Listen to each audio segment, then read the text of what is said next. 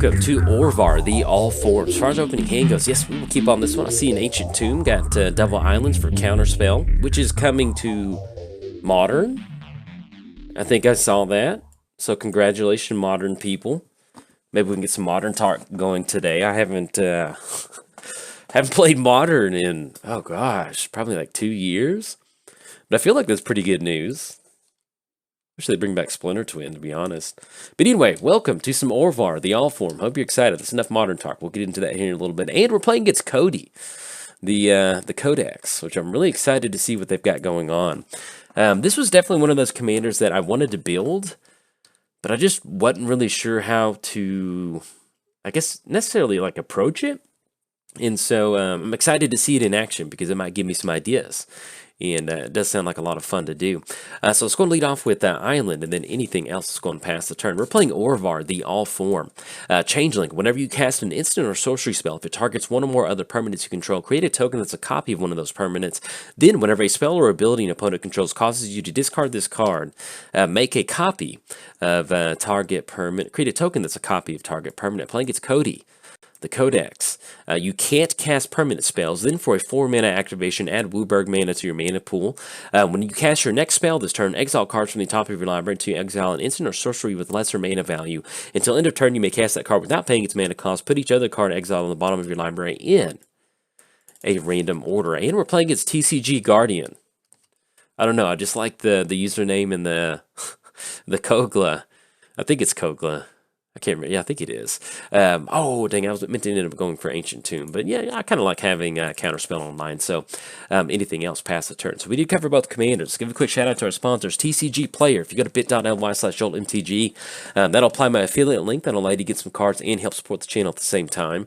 We are definitely on the Counterspell game plan, depending on what they end up going for. At the very least, we still got Telling Time. Then we can go for Ancient Tomb. Let's give a quick shout out to MTGOTraders. Yeah, that's going to be... Let's go Counterspell. I'm cool with that. That's going to set it back to 5. They can go for it again next turn, but at least we're going to be able to just delay the Codie effect, which I think is going to be a good thing for us. So, but yeah, quick shout out to MTGOTraders. If you're in the market for a playmat, hit up ingaming.com. And last but not least, I started a Patreon. So, if you're keeping score at home, it is officially free time. Let's have some fun. So we go Ancient Tomb. And I think that's going to be 1, 2, 3, 4, untap 3 lands. That'll be 1 left over, and that'll still be enough for 1 Power Stone. Yeah, I kind of like this mana jump. So let's do that. So let's go 1, 2, 3, 4. Let's go Frantic Surge. And since we don't have a counterspell to follow it up with, I'm really okay with this line of play. So we need to discard 2 cards. Let's go and get rid of Augur of Bolas, and because I kind of like to go for Telling Time. And since we do have Halimar Depths, I guess we can go ahead and get rid of Islands. Well, actually, we're going to get rid of Center of the Sea. I can't really see us wanting to do that with Codie, giving them an extra card draw. So let's go. We can go for Murmuring Mystic instead, or we could end up going for Orvar. We don't have any ways to target yet, but we can Orvar into Murmuring Mystic as kind of a line of play. And now that I think about that, I kind of do like that. So let's go Orvar. And I'll kind of explain this line of play. If we are playing against Codie and it is some sort of Spellslinger style deck, in the past when I've built 5-color, kind of Spellslinger stuff, sometimes you have to skimp on, and especially having a commander that has the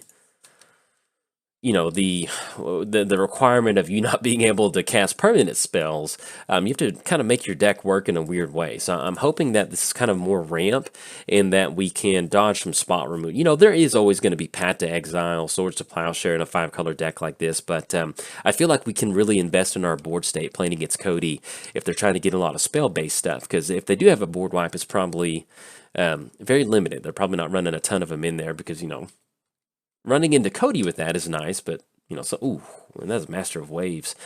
Okay, so let's go for Murmuring Mystic. And if we can make a few more copies of Murmuring Mystic, that's going to allow us to get our devotion going for Master of Waves, and we kind of set some good stuff up. I kind of like that. Let's go for Halimar Depths. Look at the top 3 cards of our library.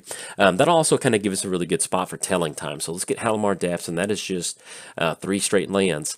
Homeward Path. We are getting to a point to where we are okay on blue. So let's go this. Let's go island, island, and then let's put homeward path on top. Let's go and push in for 3. That's going to drop them down to 27. And then anything else, that's going to pass the turn over to our opponent. So what we're digging for right now, oh, do they have spot removal? Let's see. I mean, there's no way we can answer it. Oh, reaping the rewards. Okay. You gain 2 life. Okay. All right, so that's going to put them down to 29. And anything, I've just never seen that magic card before, and so it makes me feel like, what are we in store for? All right, anything else? Pass the turn. I guess they're just going for the buyback, maybe, to get some storm going or something like that. But anyway, with Orvar, if you haven't seen Orvar before, this is a wonderful mono blue commander. It's a lot of fun. You know, you don't have to build Orvar in such a way that it's just counterspell.deck. It does help if you have counterspells in there. But what makes Orvar so much fun is that, you know, let's say we end up getting a copy of Murmuring Mystic. That's going to be 2 more bird tokens on the battlefield. Just being able to, you know, if you've never built a blue control deck, you know, typically you're running a very limited amount of creatures in there, and that was Terminate. And we'll definitely return Orvar back to the command zone. You're running a very limited amount of creatures in there because you're playing mono blue. One of the heavy things you want mono blue is card advantage. You know, so we're running Telling Time, Frantic Search. And so if you are running a creature, it needs to have some sort of major impact. And so when you have your commander give you the ability to make a copy of that creature, that's some good magic right there. All right, so let's get Orvar pop back up. Let's go for Homeward Path. Just so we don't forget, let's go and swing in for a 1-5. There's not really any haste option we can get going right now. So let's go and push in for 1. It's going to drop down to 28. And we can go for a little bit of a setting up turn. I think that's going to be Worn Power Stone, 1, 2, 3. And then that'll still give us access to Telling Time that we can do on our opponent's turn. And that'll make Orvar a little bit easier. Yeah, I like that. So we get Worn Power Stone down. That's going to be basically the commander tax for Orvar. And then hopefully if we hit something with Telling Time, some sort of target spell, that'll make it a little bit easier for us to get Orvar down and make a copy of Murmuring Mystic while getting some really nice tokens on the battlefield. So, but yeah, at the core of this deck, it is Counterspell, Control, and Disenchant. Okay, we're totally fine with that. And if they just start running out of gas in a deck like this, you know, kind of main phasing some of this disenchant stuff, I think we're going to be in a pretty good spot to develop our board state and kind of put them into a top deck mode. So, but yeah, as far as some of the payoff creatures in here, we've got some wonderful options. You know, like I mentioned, just making a copy of an extra copy effect with Murmuring Mystic, you know, getting that extra 2-for-1 value, turning it into 3-for-1, 4-for-1, if we can get some good stuff moving. That is the name of the game. And also with the last Orvar game, that was a beating. If you didn't see it, go check it out. It was last week. I ran into... Our opponent was playing Counterspell.deck, but it was conditional Counterspell.deck, and they're going to hit with Force Spike, Mana Tithe, all of your favorite... Ooh, goodness. Okay. So Mana Crypt does give us a quick option into Orvar, and I kind of like that. So let's put Mana Crypt into our hand. Let's put Island on top of our library, and then the other island goes to the bottom. So let's go and draw into Island. Let's get Island down on the battlefield. Let's go Mana Crypt. And we'll see if we can set up Master of Waves. We might, with them only having 2 cards left in the hand, and they've already burned through Disenchant and Terminate, hoping that maybe they're a little bit low on mana. Or not mana, but a little bit low on value pieces. I was hoping we could go for Master of Waves, but it doesn't look like we can. So let's get Orvar into the battlefield. Anything else, let's go and swing across for 2, drop them down to 26. And then anything else past the turn. So we're looking at Master of Waves. Next turn, that's going to at least be 3 Devotion, which is not that bad. You know, if we do end up going for Master of Waves in hopes of hitting some sort of target spell or repeated target spell, then we can really start to cash in some value. And also with Master of Waves, so Master of Waves is a very unique blue card. So protection from red's always nice. It does give elemental creatures +1/+1. And you put a bunch of 1/0 creatures on the battlefield with Master of Waves. So when you blink Master of Waves, it does not kill the tokens. You know, if you've never played with Master of Waves, it may seem like that would happen.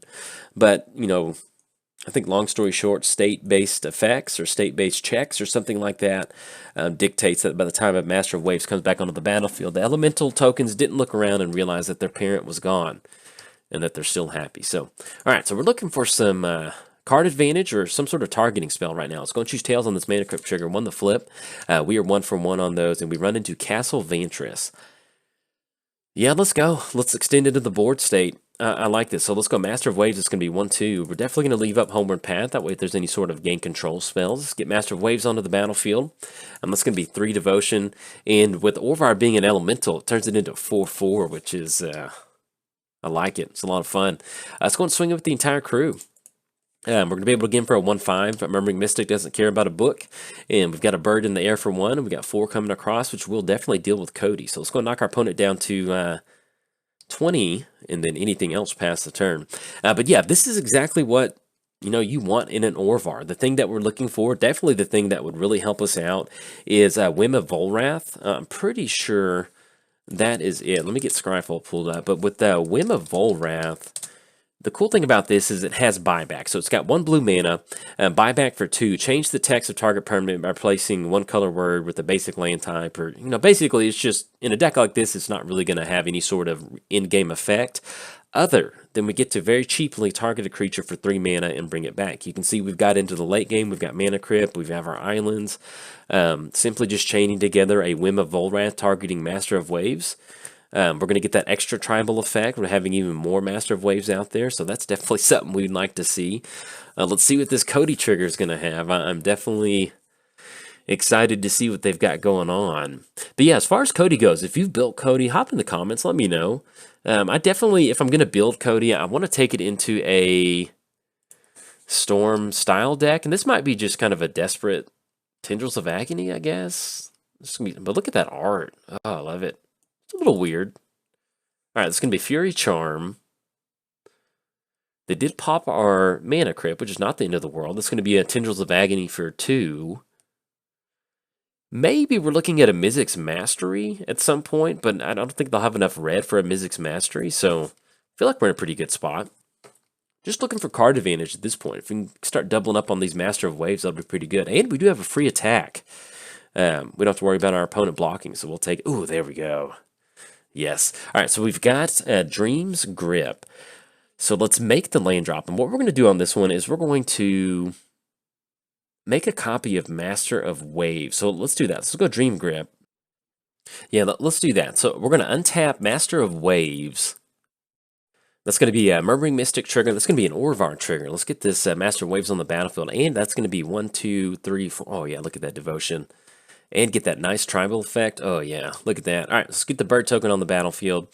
This is going to be Dream's Grip. Oh, this is the stuff dreams are made of. Let's go and go to our attack step, and we'll definitely go for a Castle Vantress activation before we kick it back over. But let's go and swing with the entire crew. Anything else, right-click, attack all, send them in.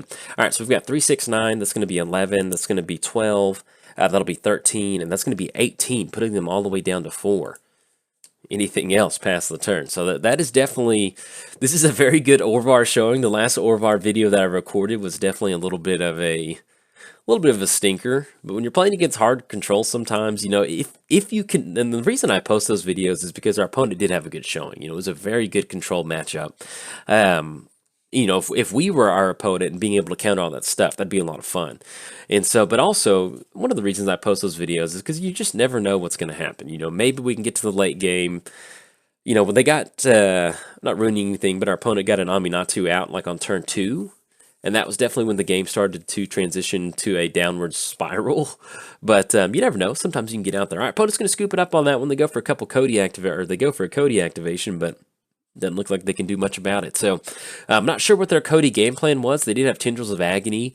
Being able to go for something like Mizzix Mastery out of the graveyard, especially with the Tendrils of Agony, it's pretty scary seeing that. But anyway, I'm going to get moving on Codie. If you have a build of Codie that you like, or just kind of like a light Codie package that is your win condition, hop in the comments, let me know. But this is exactly what you want to see in Orvar. Got a quick early game counter on Codie, keeping it off the battlefield, kind of hit the reset button for them. That allowed us to even bounce back from Orvar, and then simply just making a copy of Master of Waves with something like Dream's Grip. That's going to give the bonus to Orvar, and we get some extra elemental tokens on the battlefield. So anyways, if you enjoyed the video, hey, like and subscribe. Thanks. Bye.